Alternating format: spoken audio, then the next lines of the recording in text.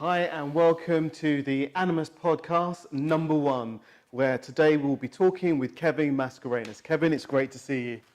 Nice to see you, Robert. Last time we met was at the Mind, Body, Soul Expo at the Docklands. That's right, yes. How was that for you? How was that day?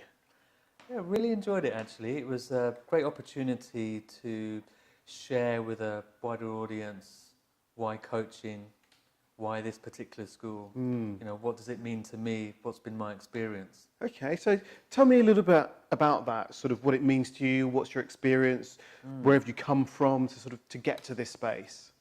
Oh, okay, so I met Nick, I'd say early last year. Okay. On one of the discovery days, and I remember at that point feeling there's something here for me. The whole process of transformation is something that I'm working through myself in my personal journey. Okay. And also the possibility of integrating the frameworks that I work with as a designer, as a facilitator, meant that there was something here for me. So that's something I wanted to explore. So tell me a little bit about that, the designer, facilitator, things that you do. I come from an engineering background, engineering, computing and IT background. Okay. My professional career came to its climax in about 2009 when I was working for the investment banks doing computing and IT. But that really didn't feel like it was my calling. It didn't really feel like there was an ethical basis on which I could be more of what I want to be in the world. And that's when I went on a journey of discovery, started to reconnect with what was important to me. Okay. Did some yoga training. I discovered permaculture, which is a design science designed to support man and the integration of man into our environment in sustainable ways. When I say man, I mean men and women. Humankind. Humankind. Okay. And so do you integrate, or how do you integrate that sort of permaculture way of working with your coaching? Yeah, very much so. So permaculture has influenced what I do as a designer, facilitator and a coach. Okay. In terms of coaching, the way I use it is that one of the skills that I have is the ability to read a landscape, and I bring that into my coaching. So as we journey through the story of my client, we look at the internal landscape, and I can actually see it as a journey that we navigate together, shoulder to shoulder. So for me, coaching is very much a collaborative journey of moving through a landscape where we look at what comes up on the horizon and work with that. Beautiful. So a journey of emergence, you might say. Nice, lovely. I love that. One of the things that I like to do with my clients in terms of narrative work is that the story kind of grows out, and we can look at the story as a landscape in front of us. Yeah. So I find that really interesting that you're sort of talking about an internal landscape as well as the sort of the external landscape. What's fascinating about that is on my travels, as part of what I was doing once I left the investment banking world, was I spent a lot of time with Aboriginal people in Northeast Arnhem Land. Okay. And I began to learn a lot about the culture, the Aboriginal culture, and integrated into their worldview and perspective is our songlines.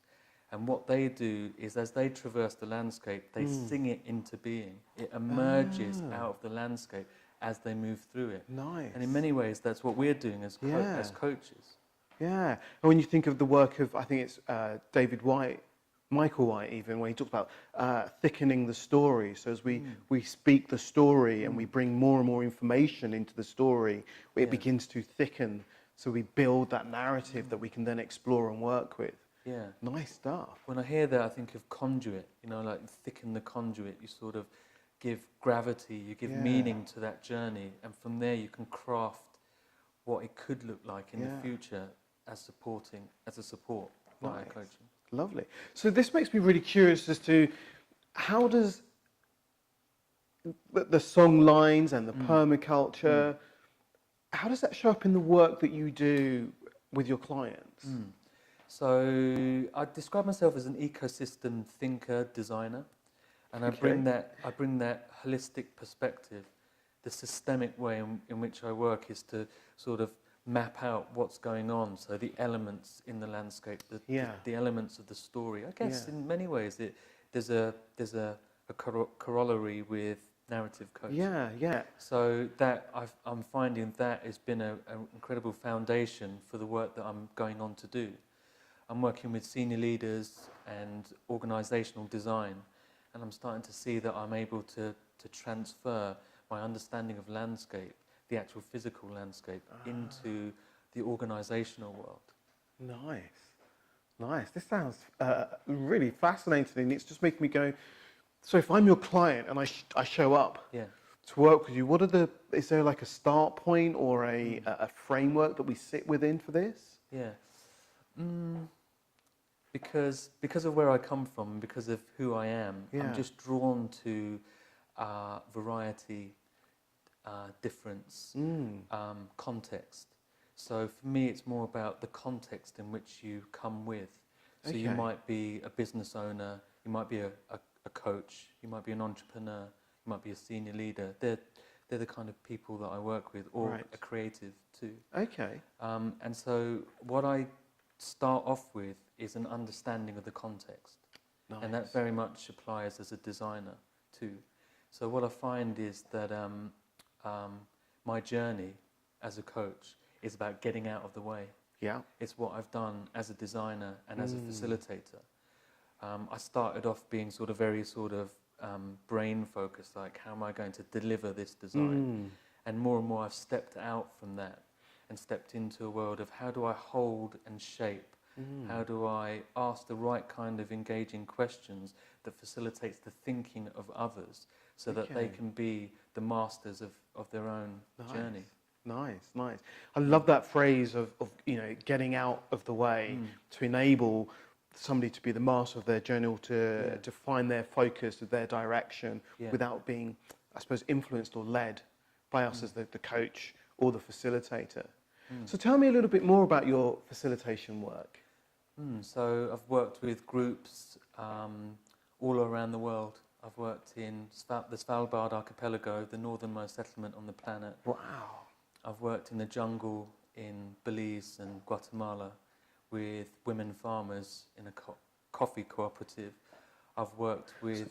So what were you doing with women farmers in a coffee cooperative? Yeah, there it was more about learning about the mechanics of organic agriculture in that context. But what was fascinating was the context itself. The women, how empowered they were to make decisions for themselves, to support each other, to learn how to look after each other and their families. I mean, this is a place where young babies will be drinking Coca-Cola under the age of 1.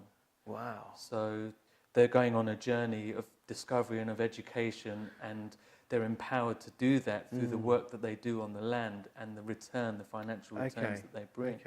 I've also worked in West Africa, in the Northwest Highlands, and there's a different context, but again similar kind of struggles to how do I look after my family?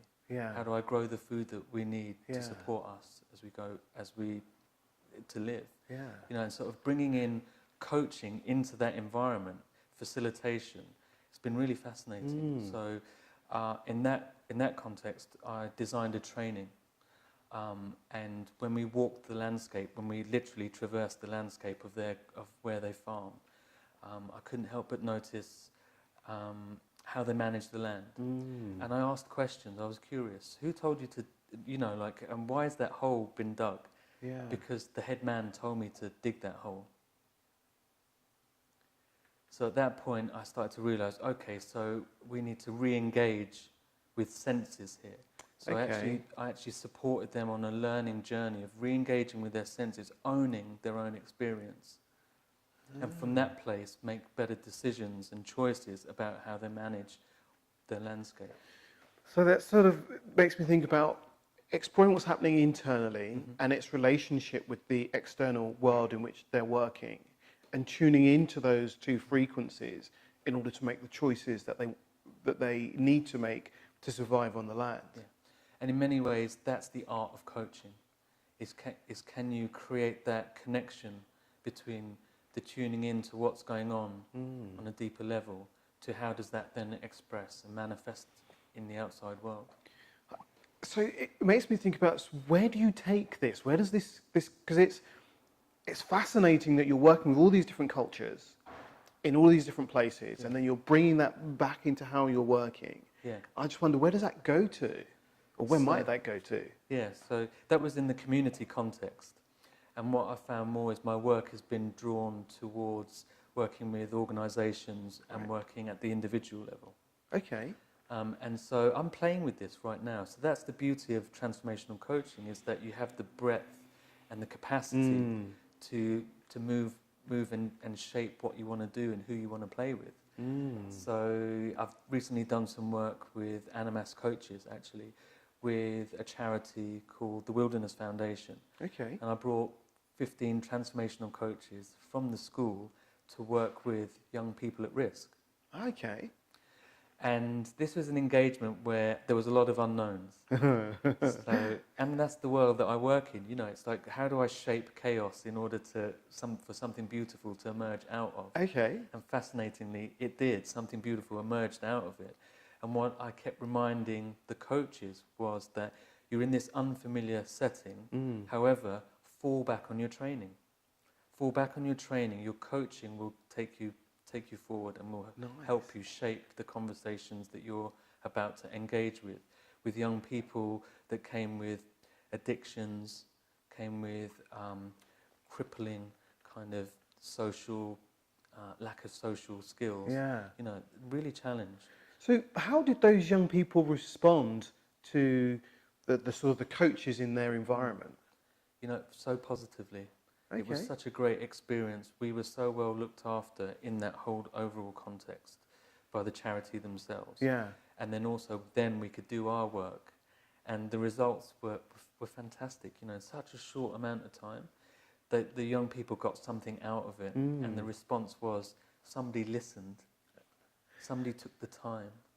You know, just the fact that their fresh face came in. Okay. You know, it changed how they behaved. Nice. You know, that was observed by the organisation that invited us in. Lovely, lovely.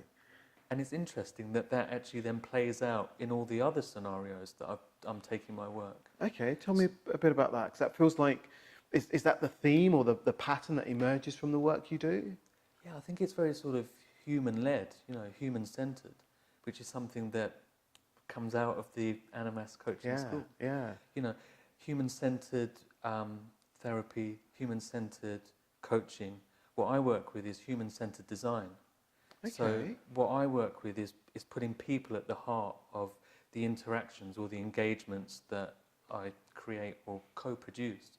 You know, often it's with other people that I like to work, because that then again takes me out of the centre of the equation, and sort of we build this collaboratively. It's a journey of emergence from the outset.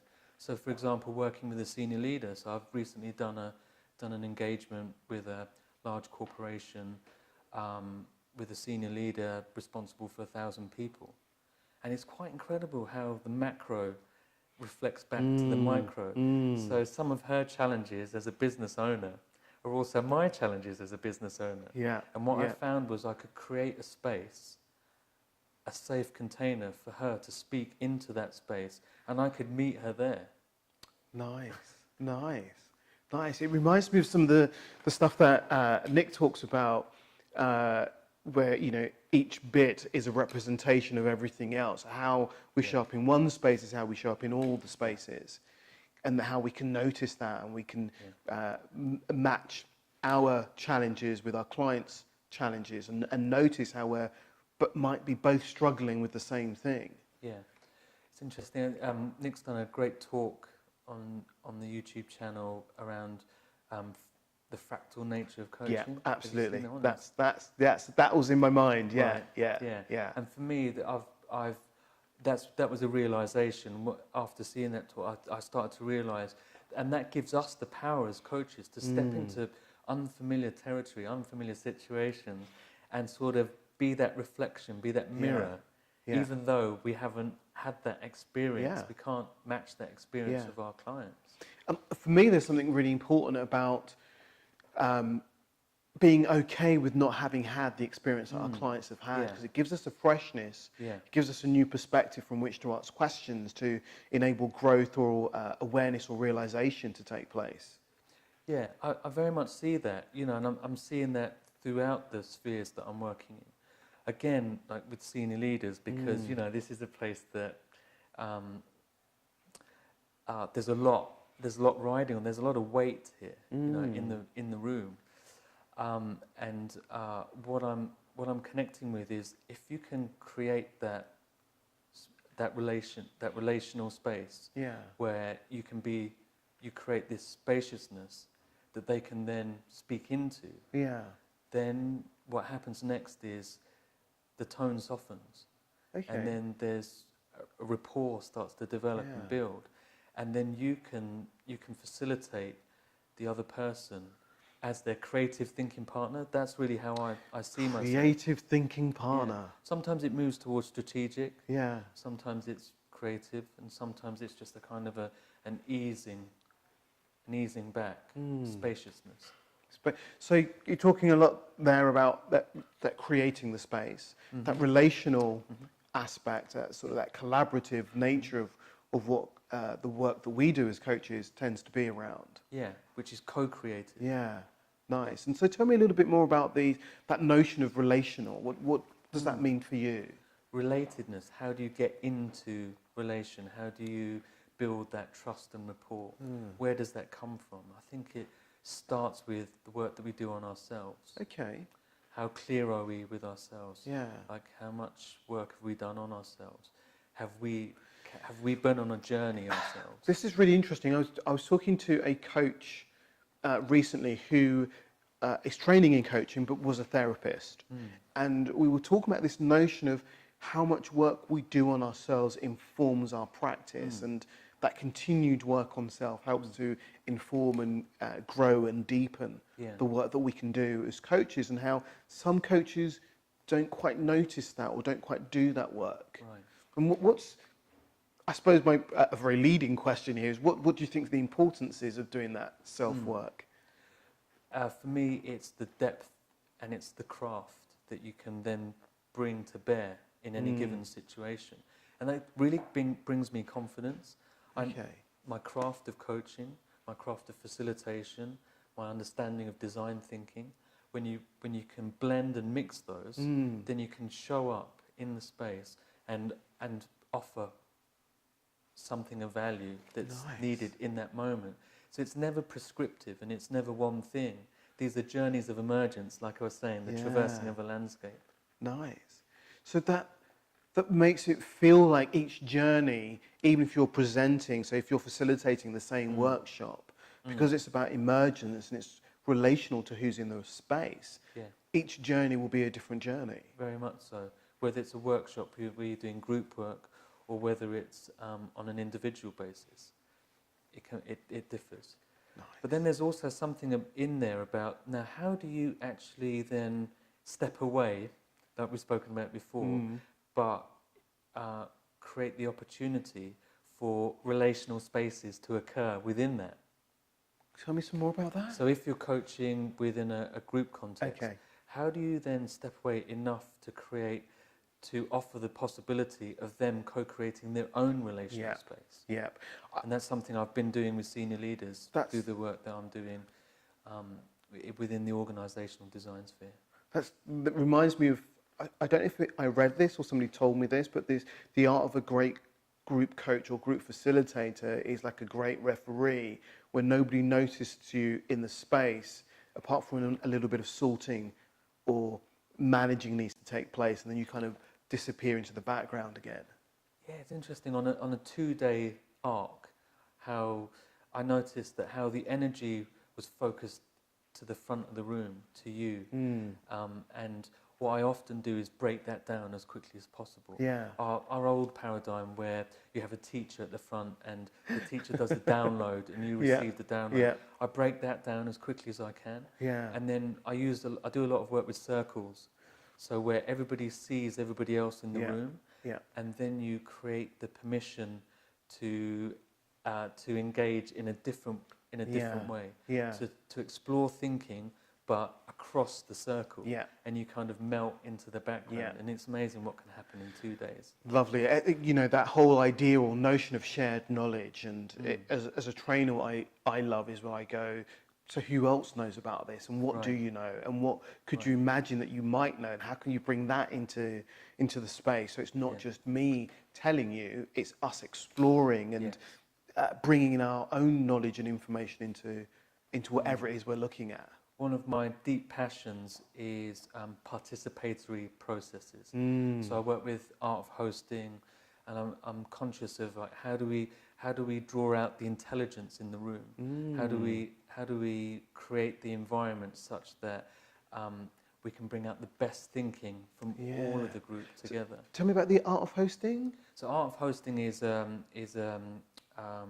range of different practices that come together to facilitate group thinking. Okay. Usually starting from powerful questions. Okay. So again, it comes back to our art and our craft of coaching. So what's important as within the world of coaching? It's the art of asking powerful questions. Yeah. It's deep listening. Yeah. It's compassionate speech. It's those kind of ideas that run through the threads of art of hosting. Nice. And so, where would somebody find out about the art of hosting? I can provide some links to that. Okay. There's a community. It's a global community. Nice. They offer trainings throughout the world. There was one done in London last year that I attended. There are a bunch of practices that you could pick up yourself and run with. So it's very much open source, and that's another part of what I'm very much engaged with, is the open source nature of how do we grow this and how do we integrate it into our culture. Yeah. Something I'm working with is regenerative culture. Okay. Bit more. So regenerative culture is sustainability not being enough. Sustainability is about just getting our needs met. But how can we as a culture move beyond that to how do we create environments such that we can grow and regenerate from the work that we do, so it's self-perpetuating and builds out from there. Nice. And I think that coaching really has the tool set to support that emerging and happening. It's very much part of the regenerative culture that I am part of and hope to be part of in the future. Lovely, because that so makes me think about that notion of, as a coach, you work with your client, so they develop the skills. They don't need you, so they can do this work themselves. Yeah. And that kind of ties into what you were saying there. Yeah, I'm so passionate about that. It's the difference between therapy and between coaching. It seems to me that there's a world of dependence that's built up in the therapy industry. And whereas in some of the therapy industry, perhaps, maybe. I mean, it's very sort of endemic or systemic within American ways of, delivering that. But I feel that coaching is much more a tool of empowerment, of really sort of releasing and letting go of unburdening yourself at the same time, so that you can go on to do even more of that. So that's that regenerative cycle. Yeah, and what's interesting is, as you were saying that, I was thinking that, as in all industries, there's the great coaches and the not so great coaches, and there's the great therapists and the not so great therapists. And I kind of recognise that there are coaches who also develop a dependent relationship. Okay. And I'm always curious about what's going on when a practitioner creates that codependent relationship with the client, and what stops them from stepping back and allowing the client to grow and spread their wings and fly away. Yeah, I would offer that comes from a place of fear and a lack, as opposed to a sense of abundance and where that can take you. Yeah. With this sense of abundance and possibility and opportunity, then what does that open up for you as a coach and also as a human being? How can that impact what you do and how you serve your audience? Lovely. That's great. Brilliant. I think we've kind of spoken about loads of what you do and how you work. And I'm just wondering, is there anything that we sort of haven't covered that you'd like to share today? Yeah, I want to talk a little bit about dialogue, actually. Okay. So dialogue being something, bringing dialogue into that relational space. Okay, so tell me, so when you Okay. say dialogue, is this about Yeah. questions or is this about conversation? I see it as a fundamental integrated practice inside of the container of coaching. And Okay. what do I mean by Yeah. that? Okay, so let's think about this. So dialogue, the word itself comes from dialogos, the Okay. ancient Greek. And breaking that down, the word logos is word. Mm-hmm. Dia is about movement. So it's kind of like logos being word or the meaning of words. So it's about the movement of meaning of words. Yeah. So kind of like that flow that's Yeah. created. Yeah. So in a dialogue, what we're doing is we're creating a flow. Mm. So it's quite a different way of engaging to the way that we used to engage in the 20th century way of doing things, which is more about conversation being about a download. You know, that sense that I'm going to wait until the other person stops speaking and then I'm going to download what it is that I've got to say. Yeah. And I think that coaching gives us a practice where we slow down enough to really listen, to suspend our voice of judgment, and really sort of be available for the listening and for the learning of the meaning that the other person in front of us is bringing. It's lovely. And that sort of really reminds me of the work that Marcus does with the students in that Presence Weekend, which is all about the power of silence, the power of listening, that the quality of the listening space that you create that enables that flow of dialogue or communication to take place between client and coach. Yeah, and it's almost like, as in meditation, it's that pause between the in-breath and the out-breath, that place of stillness, that delicious place of stillness. What's gonna happen next?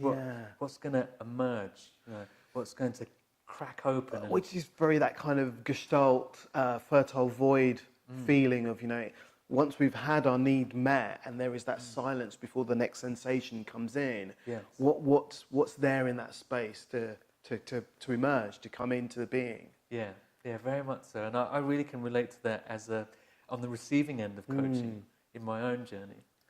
Beautiful. That sort of like sense of, okay, now what is the possibility here? And really that's the journey. That's kind of like how I create a flow in my design interventions, is like, what are the possibilities? How can we prototype these and what can emerge from that? Lovely. So when I think about the work of David Drake, where he talks about experimentation within the coaching session, so that when you talk about prototype and he talks about experimentation, how do we test this out before we take it into the world and see what it does out there? Yeah. Brilliant stuff. It's been an absolute pleasure talking with you today. I'm just wondering, where can we find you? I'm the founder of my consultancy, Natural Flow Consultancy. Cool. I have a website related to that and getting my social media together more and more, focusing really on work with senior leaders and organisational design, but then all the way through down to business owners, entrepreneurs, supporting them on their journey as a startup. Particularly love working with coaches. I'm getting a lot of joy from supporting them in the unfolding of their expression through the work they do. Brilliant. It's been an absolute pleasure, Kevin. Thank you so much for coming along. Cheers. Thank you.